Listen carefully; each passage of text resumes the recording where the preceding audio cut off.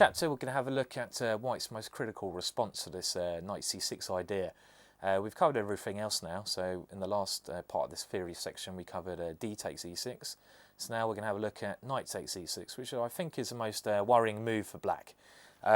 So the idea of this move after knight takes e6 is to eliminate one of black's bishop pairs. So the light squared bishop is quite important for black's position. It seems to hold together a lot of his squares, so it's very logical for white to try to swap this bishop off. Obviously black has to take on e6, otherwise he's going to lose the exchange. So white recaptures on e6, and now again it comes to this decision: what does black play here? Well, you should know that the only real move that black can try here is c6. This is an important move in this variation. We have to blunt off white's light squared bishop on g2, otherwise it's going to become too much of a more powerful piece. So c6 is a good way to blunt this bishop out to start with, and the idea is to continue with d5 at the correct time, when we can try to get hold of the centre.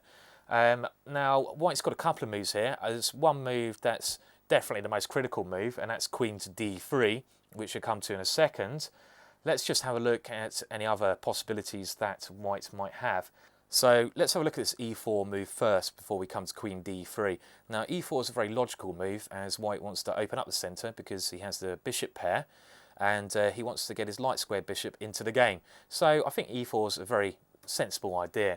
So okay, so e4, how should black continue? Well, it makes sense to capture on e4. Now white should capture back with a knight to keep his bishop pair. I'm going to recommend black playing knight takes e4 now. d5 is another possibility, but I want to look at this first. Knight takes e4, bishop takes e4, and now black plays the theoretic move d5. So white's got to decide where he moves his bishop to now.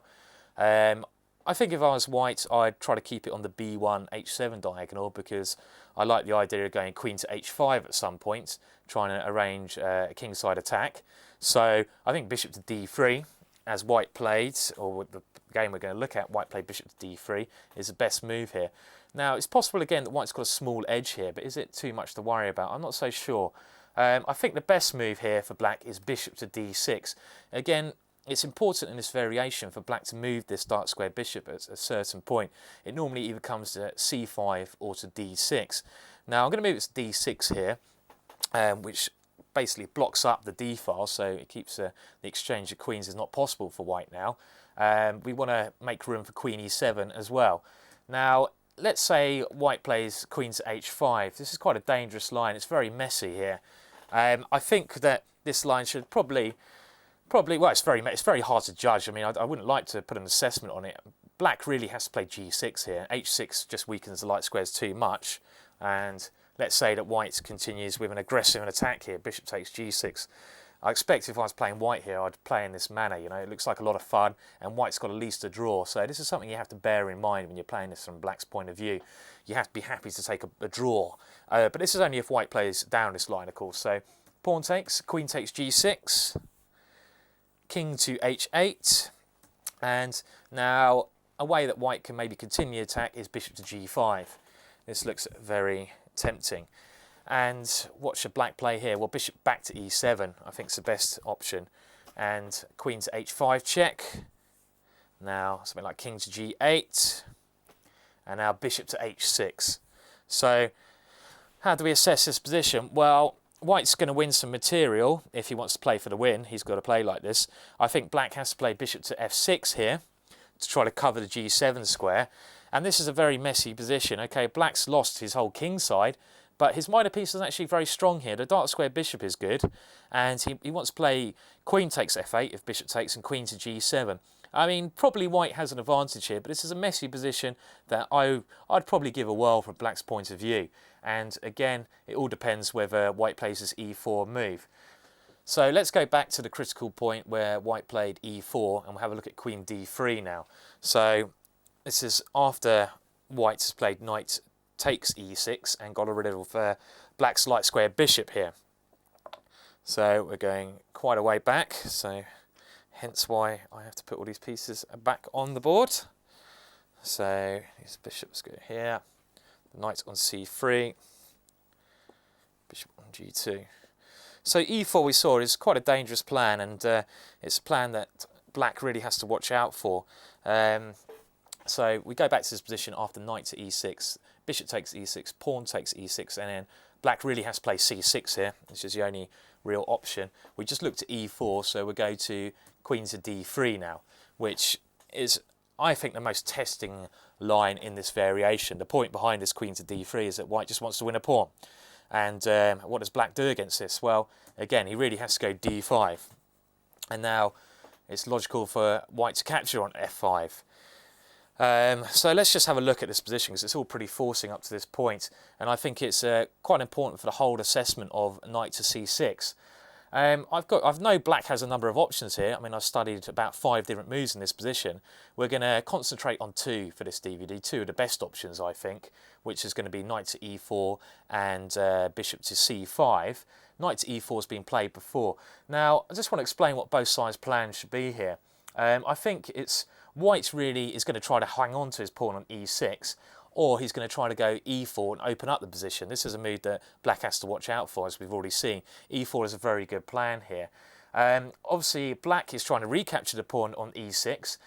So to do this, he's going to have to move his bishop away from e7 and probably play something like queen to e7 himself. So we'll start off with knight to e4 here. Knight to e4 is a critical move because it at least threatens white's queen on f5. So white's got to do something about his queen. I'm not sure if knight e4 is the best move, but it's very interesting. So I think the best square for white's queen is h3 here. Queen to g4 has been tried, and now I'd recommend knight to f6 here. Again, you've probably got to be happy with a draw in this position. Just trying to kick this queen away, and really if the queen now goes to, let's say, d4, for example, this is it's a bit weaker on d4 now, because at least black can aim for the e6 pawn. So how do we continue here? Probably something like queen to d6 is a good idea. And we just want to take back on e6. Again, it's quite unclear. It all depends whether black can take the pawn on e6 or not. So queen to g4 is actually not a bad option here. But queen to h3 has been favoured by top players. So this is a move we should concentrate on. When I say top players, this line has been played so irregularly that there's hardly any games in it. So queen to h3. Now, I'm going to recommend here a line which I don't think is too bad for black. I think black should take on c3 to start with. This forces a weakening of the white pawn structure on the queen side. So pawn takes c3. And now I think that black should probably play queen to a5 here. And this move I don't think it's ever been played in a game of chess, but it's very logical. Black's going to try to take all of white's pawns on the queen side. Black's also got a very nice knight on c4 now. This is a very strong piece. How can white get rid of this piece? So I think this position is rather unclear. If white goes rook b1, then I expect we should just go something like b5 and try to keep the position held up on the queen side. So I'm going to leave this as rather an unclear position, and I think this is a possibility that black can try out this knight to e4 if he wants to go for it. But again, white does have this option of going queen to g4, which we looked at, which is only a draw, maybe at best, of black. So the other move I'm going to recommend instead of knight to e4 is a novelty. It's never been played before, and it's a very aggressive way to play, and white has to be very careful. It's a very tricky line. So this tricky option, I think, could really fool a number of players out, because it's a novelty, so your opponent's not going to be expecting this next move. So the move I'm going to recommend here, instead of knight to e4, is bishop to c5. They do say that the threat is stronger than the execution, hence why I'm not moving my knight on f6. I want to keep my knight on f6 for later, so at some point I want to go knight to e4, which is going to really home in on the f2 square. Now, white has to be careful here. What does white play? Well, I'm going to show you one tricky line here. I think b3 is the best move. What else can white play? Well, let's just see, for example, let's take queen to h3 here. Let's say the queen tries to get out of the way by going back to this square a square we looked at before. This is rather an odd square for the queen. Now, I think a move like bishop to d4 might be quite playable here. Again, this bishop is trying to come back around the angles. We want to play something like queen to b6 possibly. Again, this is a very unclear position. Maybe queen to e7, rook to e8 should be played. It's very hard to assess. I don't know who's better here. We need more practical examples of this. So what else can white play as well as this queen to h3? Well, there's a couple of moves here. I think I'm going to concentrate on b3 because this is the best move. If white doesn't do anything immediate, then black's going to go knight to e4 with a big attack. So b3 looks natural. But I think a lot of players won't play this b3 move because they'll be scared of knight to e4 here.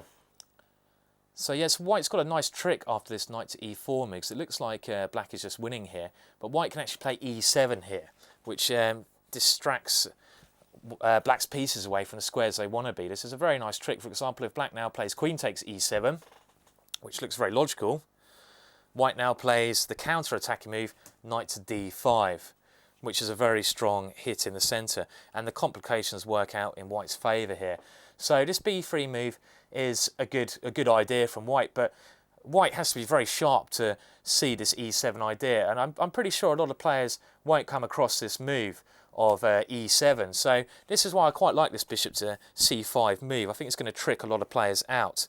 So after b3, what should black play? Well, I think he probably has to move his knight somewhere. I'd say knight to b6 is the right way to continue. And I expect white does have an advantage in this position because he's managed to kick away this knight from c4. Again, black's threatening knight to e4, so white should retreat this queen. Let's say queen to c2. You could go queen to h3, queen to c2 also looks very logical. White's plan is to give the pawn up on e6, but in return he's going to go e4, open up the position. So for example, queen to e7, and now I think probably e4 should give the advantage to white in this position.